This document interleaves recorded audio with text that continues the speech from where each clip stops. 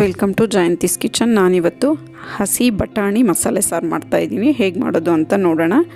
ಒಂದು 4 ಲವಂಗ, 2 ಇಂಚು ಚಕ್ಕೆ ತೊಗೊಂಡಿದ್ದೀನಿ, ಅರ್ಧ ಚಿಪ್ಪು ಕಾಯಿ ತುರಿ ತೊಗೊಂಡಿದ್ದೀನಿ, 1 ಬೆಳ್ಳುಳ್ಳಿ, 1 ಈರುಳ್ಳಿ, 1 ಟೊಮೊಟೊ, ಕೊತ್ತಂಬರಿ ಸೊಪ್ಪು 1-2 ಟೇಬಲ್ ಸ್ಪೂನಷ್ಟು, ಚಿಲ್ಲಿ ಪೌಡರ್ 1-2 ಟೇಬಲ್ ಸ್ಪೂನಷ್ಟು,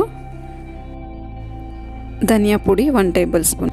ಇದನ್ನೆಲ್ಲ ಮಿಕ್ಸಿ ಜಾರ್ಗೆ ಸೇರಿಸ್ಕೊಂಡಾಯಿತು. ಇದನ್ನು ನುಣ್ಣಗೆ ರುಬ್ಕೊಂಬರೋಣ. ಇದೆಲ್ಲ ರುಬ್ಕೊಂಡಾಗಿದೆ. ಒಂದು ಕುಕ್ಕರ್ ಇಟ್ಕೊಂಡು 1-2 ಟೇಬಲ್ ಸ್ಪೂನಷ್ಟು ಎಣ್ಣೆ ಸೇರಿಸ್ಕೊಂಡು ಒಂದು ಅರ್ಧ ಟೇಬಲ್ ಸ್ಪೂನಷ್ಟು ಸಾಸಿವೆ ಸೇರಿಸ್ಕೊ, 1 ಟೇಬಲ್ ಸ್ಪೂನಷ್ಟು ಕರಿಬೇವು.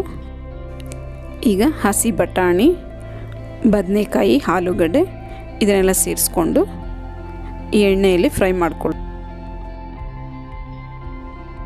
ಈಗ ಇದೊಂದು ಸ್ವಲ್ಪ ಫ್ರೈ ಆದಮೇಲೆ ನಾವು ರುಬ್ಬಿಟ್ಕೊಂಡಿರೋ ಮಸಾಲೆನೆಲ್ಲ ಇದಕ್ಕೆ ಸೇರಿಸ್ಕೊಳ್ಳೋಣ.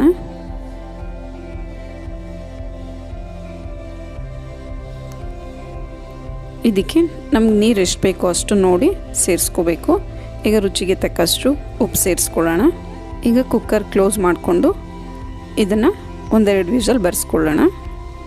ಈಗ ಇದು 2 ವಿಷಲ್ ಬಂದಾಯಿತು. ಈಗ ಬಟಾಣಿ ಮಸಾಲೆ ಸಾಂಬಾರು ರೆಡಿಯಾಗಿದೆ.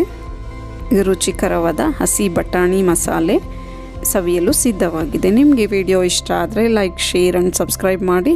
ನಿಮ್ಮ ಅನಿಸಿಕೆ ಅಭಿಪ್ರಾಯವನ್ನು ಕಮೆಂಟ್ಸ್ ಮೂಲಕ ತಿಳಿಸಿ.